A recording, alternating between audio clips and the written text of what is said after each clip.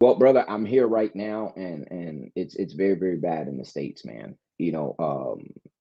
I think, not to get political, but I think there's so much illegal immigration. It's really bogged down the people down here. Like wages are down. They talk about wages haven't even kept up, but I don't even think wages have kept up. I think they've gone down. It's just so much competition. Wages are low, man. Everything's expensive. You're looking at 400 or 500 bucks for a date. When you can do the same thing in Colombia for 30 or 40 bucks. Correct. I would agree. And so that penthouse you were talking about, you said it was 420 a month? So remember, I was there for a number of years, a little bit under 5 years, I think. So I started at 420, my lease. And then by the time I had left, it was like at seven, I want to say 680, 690, something like that. That's Yeah, crazy cheap. That's it's crazy. crazy cheap, bro. And that security downstairs, I'm in a Strata 6 neighborhood. I'm in the best neighborhood. I was in Laureles. I didn't like Poblado because the altitude is so high, the mountains, it gets cold at night. And so I needed to be somewhere flat. I don't want to go from one cold climate to another cold climate. Okay. So positive aspects of Medellin, because I know there's a lot of negatives, and we're gonna get into that.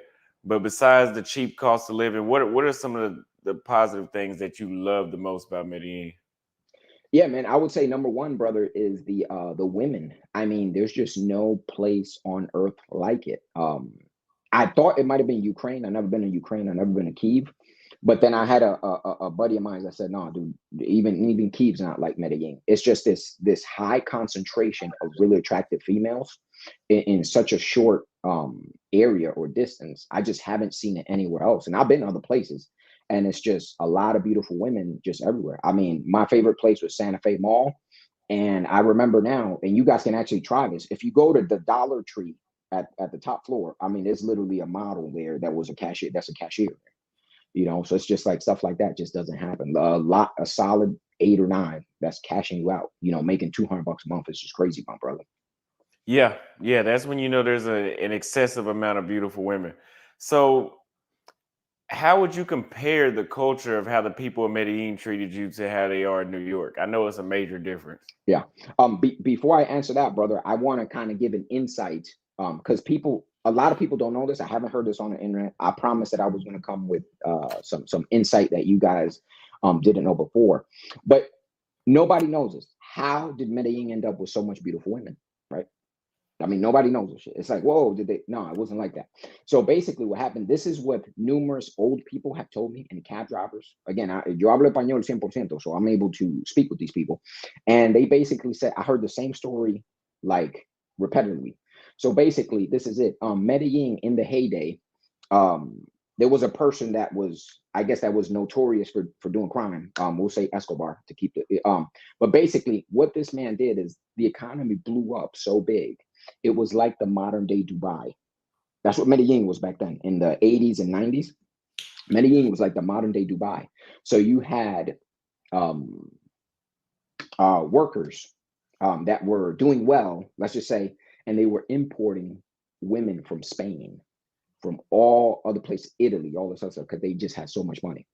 And I'm trying to keep it PG. So all these guys had a bunch of money. These guys that were moving product all over the world, mainly to the US, they had so much money. They started importing models from Spain, from Italy, from Greece, just from all over the place, and saying, hey, I want you to be my wife, boom, boom, boom. And then all these people came into this little town. And the economy was so big. I mean, the economy, they were making so much money. They were making more money than General Motors. I mean, just to give you it was like the Dubai back then. And so you had all these beautiful women come in, and the genetic came in, and that's why today there's no other place like it. I think as far as women. So that's just a little story to give you guys a little insight. That makes a lot of sense. That makes a lot of sense. I never knew that though, but I think a lot of Latin America is like that, just in a different scenario.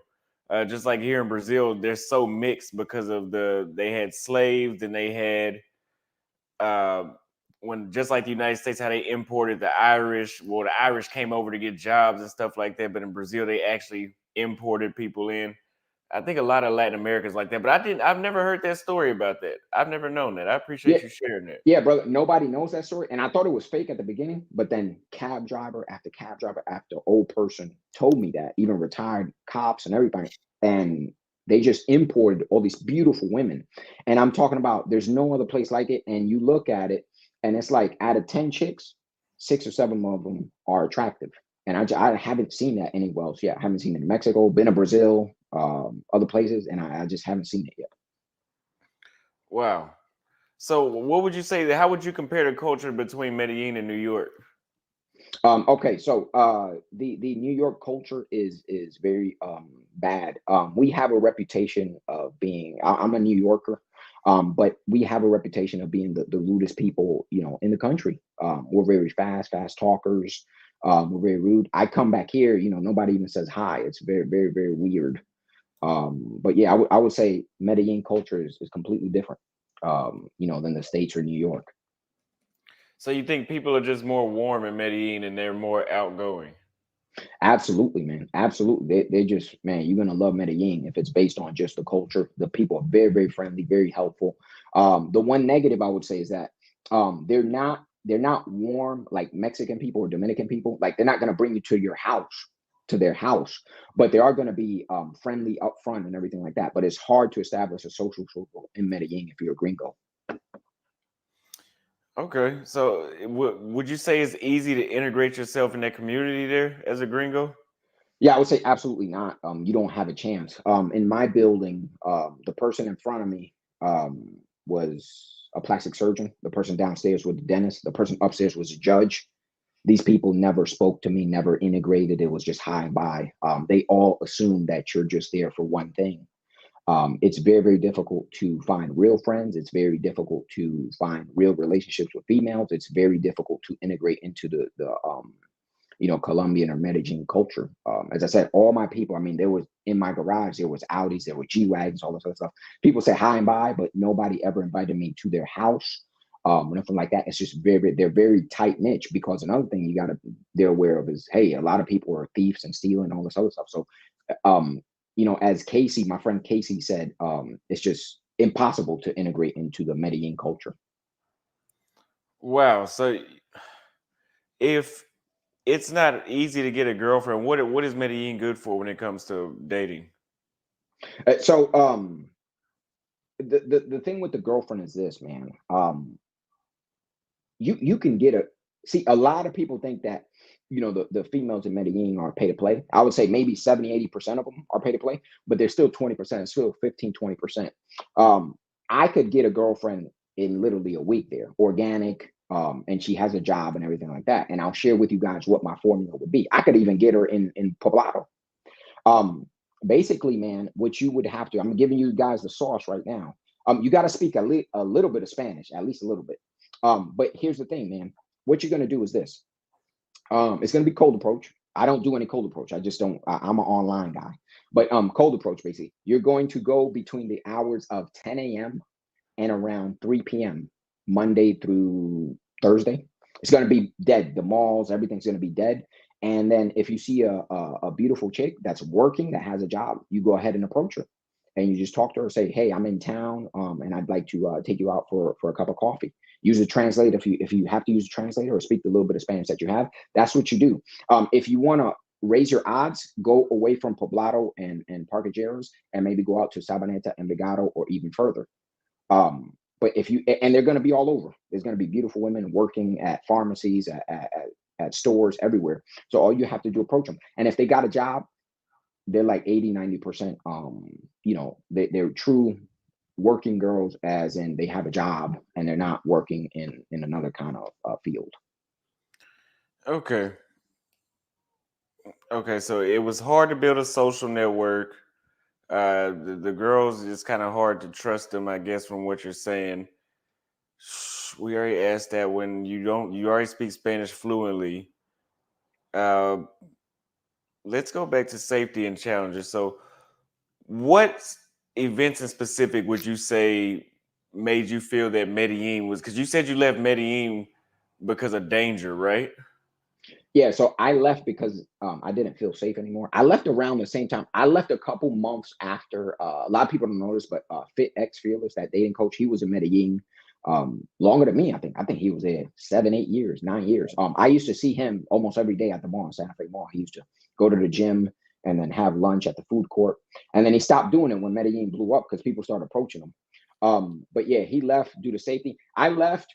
due to safety, because I didn't want the pressure of having to worry about, oh, I gotta be safe, I gotta be safe, I gotta be safe all the time. People don't know the realities of Medellin. You know, a lot of stuff goes down there that people doesn't make it to the news and stuff like that. Like people think with the getting drugged and scopolamine and stuff like that, they think it's only Tinder, but it's actually much more dangerous than that.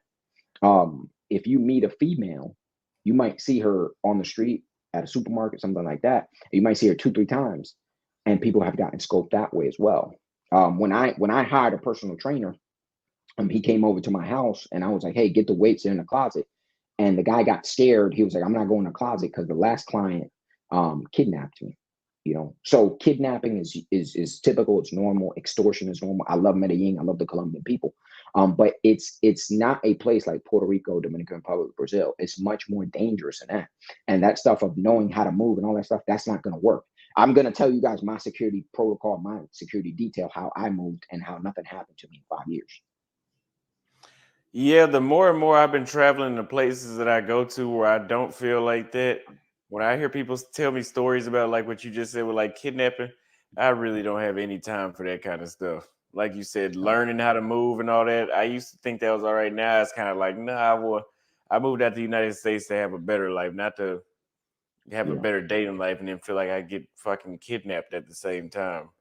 Uh, so your daily life in Medellin with the rise in crime and druggings and kidnappings, uh, you day to day, you felt like you were just always on edge. You would say, Yeah, so I feel like I felt like I was always on edge. And I just don't want to have to worry about that all the time. But I'll tell you guys what was my security protocol.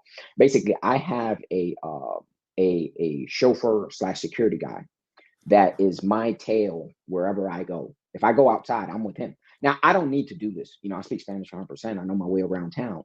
But for me, it's so damn cheap that I might as well just have somebody with me anyway. You know, it's just a good look.